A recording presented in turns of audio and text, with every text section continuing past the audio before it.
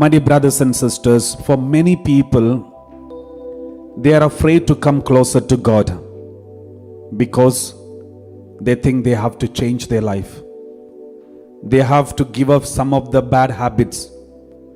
Some people who are addicted to drugs and drinks and enjoyment, watching unholy videos, wrong friendship and enjoyment and entertainments of this world, they think if they come closer to God, they may have to get rid of all these things. They may have to remove these things from their life, which is very painful for them. They don't want to sacrifice any pleasure when they come closer to God. They think these are the greatest pleasure. Why should I sacrifice that just to go after God? But they don't realize one thing. Going after God is the biggest pleasure. It gives happiness. It gives a joy which will never be taken away from you. One example, one word of God, let us read from the Bible.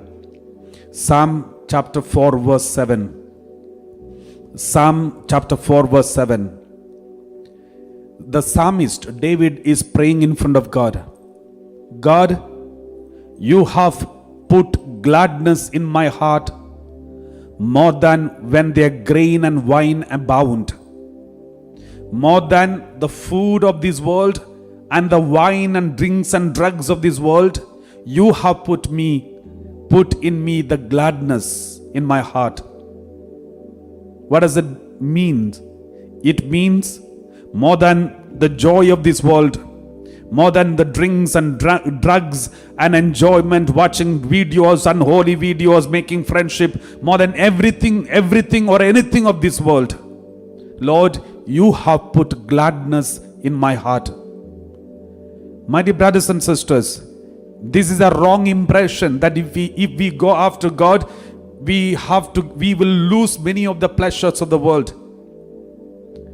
Yes, we will lose the pleasures of this world, but we will gain everlasting pleasure. We will gain everlasting enjoyment, everlasting joy, everlasting happiness, everlasting love. Saint Teresa of Avila, she was always in a convent, always in communion with God. And one day when she was in the garden experiencing the love of Jesus, and she cried and said, Jesus, stop. This is too much of love. My body can't bear this love anymore. It is too much of love. And she was feeling as if she was lifted up.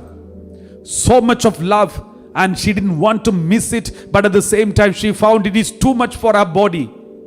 My dear brothers and sisters, have you seen anybody telling you, you are loving me too much? Or this is too much of love, I don't want too much love, you can reduce a little bit love? You will never see anyone saying that, but instead in this world people are asking for more love. Everyone wants love and acceptance and appreciation. They said nobody loves me.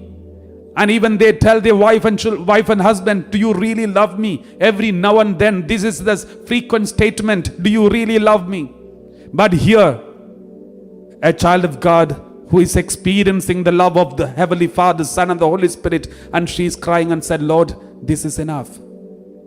This is too much for me. My dear brothers and sisters, the Bible says, you have put gladness in my heart more than when their grain and wine abound. More than grain, more than wine, more than anything of this world. Wine and grain is the representation of the whole happiness and joy of this world. And more than all this joy and happiness of this world, you have put gladness in my heart that is sufficient for me.